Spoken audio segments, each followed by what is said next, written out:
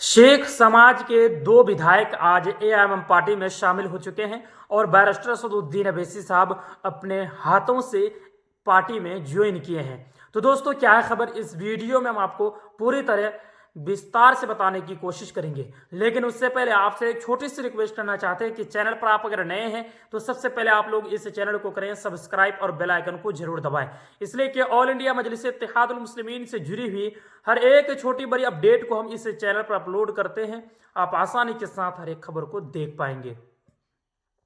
चलिए दोस्तों, बात करते हैं कौन से नेता हैं जो अपने पार्टी को छोड़कर आज एआईएमएम पार्टी में शामिल हो चुके हैं। पहले ये लोग किस पार्टी में थे? पहले ये लोग कांग्रेस पार्टी में थे। अब इन लोगों का कहना है कि हम एक बार बैरिस्टर सदुद्दीन अवैसी साहब को भी आजमाएंगे, यानी बैरिस्टर सदुद्दीन अवैसी साहब को अपना समर्थन देंगे। बैरिस्टर सदुद्दीन अवैसी साहब को हम लोग एक बार प्रधानमंत्री देखना चाहते हैं। आप अपने स्क्रीन पर देख पा रहे होंगे, जितने भी शेख समाज के लोग हैं सभी लोग बैरिस्टर सदुद्दीन अवैसी साहब को अपना समर्थन दे चुके हैं। दोस्तों, ये लोग विधायक नहीं है, हालांकि ये लोग प्रत्याशी जरूर रह चुके थे कांग्रेस पार्टी के। ये लोग अब अपने पार्टी को छोड़कर बैरिस्टर सदुद्दीन अवैसी साहब की पार्टी ऑल इंडिया मजलिस इत्तेहादुल मुस्लिमीन में शामिल हो चुके हैं। ये लोग दारुस्सलाम पहुंचे हैं बैरिस्टर सदुद्दीन अवैसी साहब के ऑफिस में, और वहां से ये लोग अपने पार्टी को इस्तीफानामा देकर और बैरिस्टर सदुद्दीन अवैसी साहब की जो पार्टी है उनमें शामिल हुए हैं।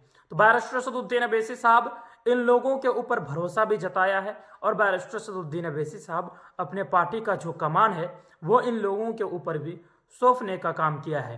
तो दोस्तों, आप लोगों का क्या राय है कि बैरिस्टर सदुद्दीन अवैसी साहब के पार्टी में जिस तरह से लोग शामिल होते जा रहे हैं, उत्तर प्रदेश में हो या राजस्थान में हो या बिहार में हो। हालांकि बिहार में बैरिस्टर सदुद्दीन अवैसी साहब को 5 सीटों पर धमाकेदार और शानदार जीत मिली थी। कहा जाए तो हैदराबाद के बाद बैरिस्टर सदुद्दीन अवैसी साहब को बिहार के सीमांचल क्षेत्र में कामयाबी मिली थी। अगर एआईएमएम पार्टी का घर और घर के बारे में अगर बात किया जाए तो सबसे पहले तेलंगाना के हैदराबाद में बात किया जाएगा, उनके बाद बिहार के सीमांचल क्षेत्र का बात किया जाएगा बैरिस्टर सदुद्दीन अवैसी साहब के घर और घर के बारे में।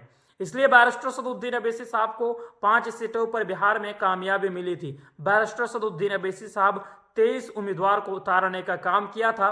23 में से बैरिस्टर सदुद्दीन अवैसी साहब के 5 उम्मीदवारों को जीत मिली थी। हालांकि आरजेडी ने बैरिस्टर सदुद्दीन अवैसी साहब की जो क़यादत थी उन क़यादत को और राजनीति में बैरिस्टर सदुद्दीन अवैसी साहब बिहार के मुसलमानों को जो हिस्सेदारी दिलाई थी उन हिस्सेदारी को तोड़कर और मुस्लिम क़यादत को खरी ना होने की वजह से बैरिस्टर सदुद्दीन अवैसी साहब के 4 विधायक को तोड़कर आरजेडी अपने पार्टी में शामिल कर लिया है, आप सभी को पता है। इसलिए बैरिस्टर सदुद्दीन अवैसी साहब इस बार बिहार में लोकसभा का चुनाव पूरी मजबूती के साथ लड़ेंगे और आरजेडी पार्टी को और जेडीयू को धूल चटाने का काम करेंगे। बीजेपी से तो बैरिस्टर सदुद्दीन अवैसी साहब बिहार में लड़ ही रही है इलेक्शन।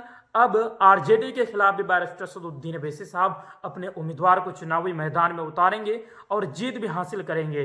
बैरिस्टर सदुद्दीन अवैसी साहब को बिहार के किशनगंज जिले में जो लोकसभा सीट है वहां से बैरिस्टर सदुद्दीन अवैसी साहब को 2019 में लगभग 3 लाख वोट मिले थे। इस बार इस सीट को बैरिस्टर सदुद्दीन अवैसी साहब आसानी के साथ अपने नाम कर पाएंगे, इसलिए कि बैरिस्टर सदुद्दीन अवैसी साहब के उम्मीदवार को जो जनाब अख्तरुल ईमान साहब उम्मीदवार थे किशनगंज लोकसभा सीट से, जहां से उनको हार का सामना करना पड़ा था, जिस क्षेत्र में वो क्षेत्र था अमूर विधानसभा।